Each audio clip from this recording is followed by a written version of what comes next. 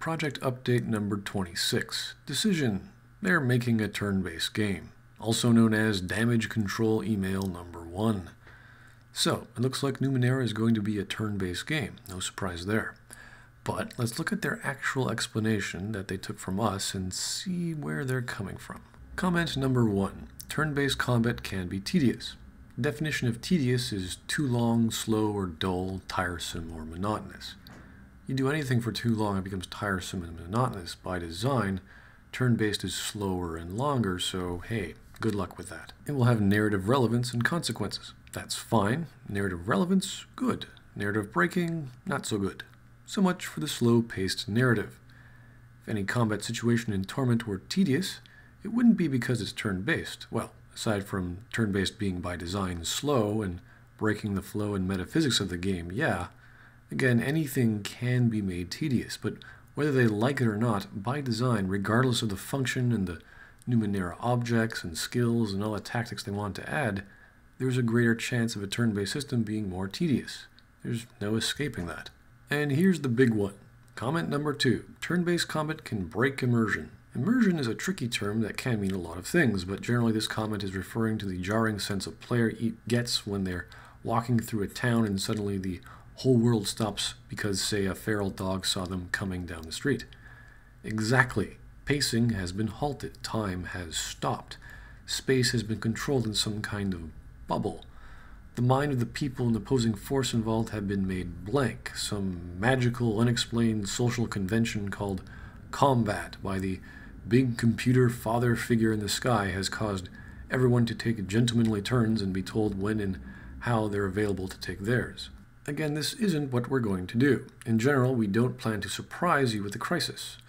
Through the design of the areas and the pacing of the game, you'll know when and where combat is a possibility. The situation will feel tense, and in some cases you will be explicitly initiating the crisis. This doesn't mean we won't ever ambush you, of course, but if we do, it will be very deliberate and not an arbitrary event. Alright, since turn-based just destroyed the pacing, good luck with the tension. When pacing is gone, most other emotions begin to feel out of place, along with what direction the action is going.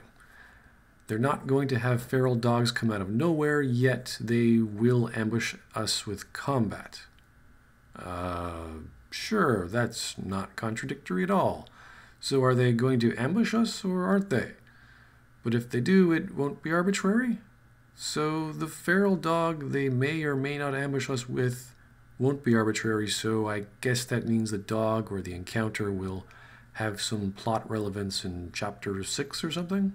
We get that you don't want to be pulled out of the game in this way, and we'll look for ways to keep you in control and prevent crises from disrupting the normal flow of the game. Oh, do you now? Well, first off, turn-based pulls one out of the game by virtue of existing on top of a real-time exploration engine. You can't get around that. If they didn't want to do that to us, they wouldn't have chosen turn-based, or simply would have provided a reason how turn-based works. In the Infinity engine, combat was natural and spontaneous. It doesn't matter if in Numenera every combat scenario does or doesn't have ambushes or always use crises. Flow and immersion will be broken. That said, Torment isn't an action game. Real time doesn't pass in conversations, for example. You have as much time as you want to decide your choice. Oh, so the convention from Planescape Torment on dialogue, that's okay, but combat, no, we can't use that system. We'll just pick and choose which systems we like. And while exploration occurs in real time, it won't include twitch elements. All of your decision-making throughout the game will consistently be free from real-time considerations. Remember, gamers, everything you do in real time is meaningless, like all your exploration. If anything happens in real time, don't consider it for any decision-making. Okay, Numenera team, loud and clear. Torment is a game about thinking and deliberation and will not have any actual time pressure, so turn-based combat will maintain a more consistent feel. Don't worry about crises. Take all the turns you need. Doesn't matter because there's no pressure, there's no time limit. There's going to be no tension either because you don't have to worry about time, and that's somehow consistent. So because the dialogue was frozen in time, which has its own metaphysical problems, so is combat. Yes, Numenera team, you're consistently breaking the flow of the game because dialogue did it. That's That's great. And what if dialogue was in real time and combat was turn-based? Would that really have made a difference? It's just people talking. That can occur in real time without any hassle. Dialogue isn't exactly action-packed. Controls are limited anyway, so there's really no reasoning behind using dialogue as a base since it's turn-based. But really, the base is the exploration engine, not combat. The level itself, which is occurring in real time. But who cares about things like time, space, or the forces of nature being consistent in a story? Comment number 2A. Turn-based combat isn't realistic. A variation of the concern about immersion is that turn-based gameplay isn't realistic. In a real battle, you don't patiently observe while your opponents orderly take turns one at a time. This is true, but the lack of realism is inherent in most video game combat and gameplay. Again, turn-based conversations come to mind, and real-time with pause combat isn't immune to this issue. What we strive for isn't realism, but creating an immersive experience that allows you to suspend your disbelief. In other words, realism is not at the core of Torment's party-based combat. Oh dear. Okay, the previous point that they were trying to sell us on was that turn-based doesn't break immersion, which it does. And the reasonings and platitudes are contradictory, and then they go on to say that they don't care about realism, they really actually care about immersion. So they really don't care about not making any sense in their own reasonings or their own story. Believe it or not, the more immersed you are, the more believable that fictional world is. The closer something is to reality, the easier it is to believe in it. If there are fantastical elements like the natural order being suspended, the narrative simply has to explain that. That makes things more real, but that doesn't happen in turn-based games. However, there's so many of them, people just go, oh yeah, turn-based combat, yeah, so, I don't know, I guess they chose the right system. Combat engines aside, while nothing in fiction is immune to being unbelievable, it kinda helps with the believability when you at least get the basic forces of reality right, and to be consistent with them, fictional or otherwise. Now, there's nothing wrong with not having realism at the core of storytelling. You can have fantasy, that's fine. The problem is fantasy needs to be explained, and that takes time. So when your fantastical world has two different metaphysics, one on top of the other, and the narrative doesn't explain that, well, good luck for your consistency. For example, there could be a Numenera that the cast-off or all combatants of the physical world use to put everyone into some sort of technological time dimension bubble where, I don't know, everyone's movements are turn-based. Maybe it makes people stronger or faster or whatever. That could be a simple start to explaining what the hell is going on. It could just be an uncommon, though normal occurrence that glaives, jacks, and nanos take part in when they fight. That said, we will strive to make the combats as dynamic and visceral as possible. Attacked characters will animate appropriately when struck instead of standing lifelessly, for example, or perhaps having readied actions such as in Overwatch, or interrupts to take actions on the opponent's turn. We will maintain tension and flow, creating the sense that you are in actual danger and making your tactical and strategic decisions matter. Okay then. So, they're going to make combat dynamic and visceral by having characters who are attacked animate appropriately when struck. Well, no frickin' crap. You're supposed to do that in any style of game. And visceral. You're using the visceral world. Is this Gears of War, blood pinatas? Are we listening to too much Cliffy B? What? So instead of standing lifelessly, because they'll be doing that the entire time anyway, because this is now a TRPG, or perhaps because they're not sure yet, they haven't designed it, they're having readied actions such as Overwatch or interrupts to take actions on the opponent's turn. So imagine playing XCOM or Wasteland 2 without guns and using Overwatch. Unless everyone has a range weapon, or waits for a counter melee attack, I don't know. See, the problem is, they're not even sure what they're going to do in turn-based, whether it's using initiative speed stats or be a phase-based with turns. It's really kind of frightening. They can't maintain tension of flow because, well, the flow is broken and tension doesn't work too well in a turn-based system. I mean, I guess you can have some realizations of when you're going to die, like you're in a bad position, but by then your dude's probably gone anyway. Or you get surprise attacked and you die instantly without seeing it coming, but they may or may not do ambushes. We're not sure yet. Let's also not forget there's the whole pain mechanic. So instead of healing yourself or a teammate, you're spending your turn hurting each other and sharing pain and waiting for your next turn to hopefully hurt an enemy, unless they have the pain turn, or I don't know. Comment number 3, controlling the entire party in turn-based can be boring. That's true. Well, it's not really worth discussing, though. Games can be fun or boring regardless of the combat systems, so it's really how they're designed and how they appeal to people, and having fun is a somewhat complicated question left to some game designers. Of course, they haven't even finished their design yet, so let's just hope they know what they're doing here. Comment number 4, you should implement both real-time with pause and turn-based and make it a gameplay option. That's not too viable, as hybrid systems don't seem to work too well, by example of Fallout Tactics and Arcanum. Comment number 5, Planescape Torment had real-time with pause combat, so the new Torment should too. Right, because a spiritual successor to a game is its gameplay, like the Planescape Torment dialogue and exploration systems, which they seem to have no problems with. But is real-time with pause combat what made Planescape Torment great? For some of you, the combat may have been an important part of your Planescape Torment experience, and we hope that you'll find the combat in Torment Tides of Numenera to be at least equally enjoyable.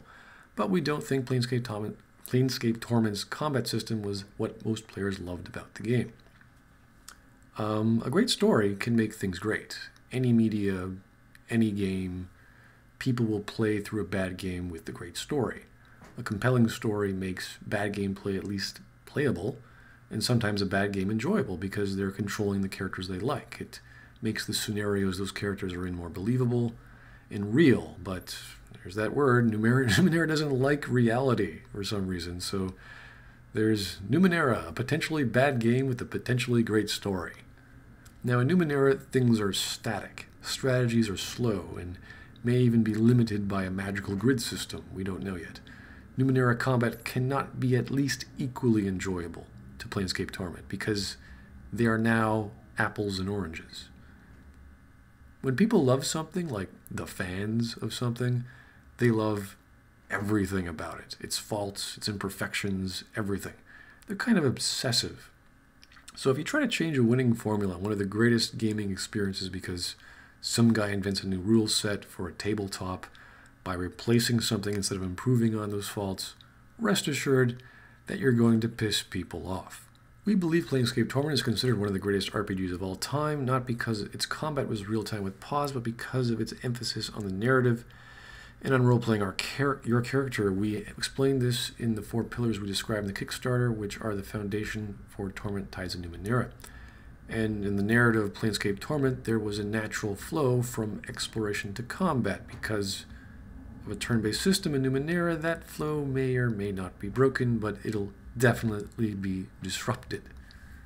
Then the email goes on about how combat wasn't relevant in Torment, and then Avalon has to make an argument from authority as if that means anything, or it'll reassure us that things are going to be okay, and then we get to the last part of the email, called Moving Forward with You. We hope that you'll continue to trust our judgment and dedication to the project and to you. Nope, not the way you handled this. Remember that you'll have future opportunities to influence the game's development, including aspects of its combat. We'll be seeking your feedback in the future, and you'll be able to weigh in on details later to help us hone the experience. Fantastic. Firstly, they were already biased toward turn-based. This is all smoke and mirrors. Secondly, you turned the backers into enemies and made people not want to vote in the first place. Apparently only 20% of the backers did. Thirdly, asking for people's opinions under a fake vote when you're going to just do whatever you want anyway will make you piss off at least those who don't agree with you. Congratulations, in exile. We now hate half the voters, and now you. Fourth, you don't design games like this. You're the game designers here. That's your job, not ours. Don't get us riled up for nothing. You wanted our opinions, and you got it. And now you have to deal with people who don't like you, have lost their faith in you being designers, and want their money back. It's pretty justifiable. And your contradictory explanations on our concerns aren't being met. Good luck with your next damage control email, as you have even more destructive fake questions to your backers. If you don't understand the differences in merits and failings of a combat system, and have to ask your backers, then something's really wrong. I was expecting experienced professionals, not, we have no idea what combat system to go with. All you had to do was take this and refine it. You don't replace things, they weren't broken. The formula is proven to work. And if you look at the further posting by Kevin here on the Torment site he asked us to follow, he says this. Some have asked why we carried through with the vote when we had a preference. Simple, we are making this game for you, and as part of our Kickstarter, we promised you that you'd have a say. If the vote had been skewered hugely in favor of real-time with pause, we would have expanded and modified our vision for Torment to provide the experience the majority of you wanted. Expanded and modified our vision of Torment, as opposed to simply saying, then we would have just gone with real-time with pause. So let's imagine this.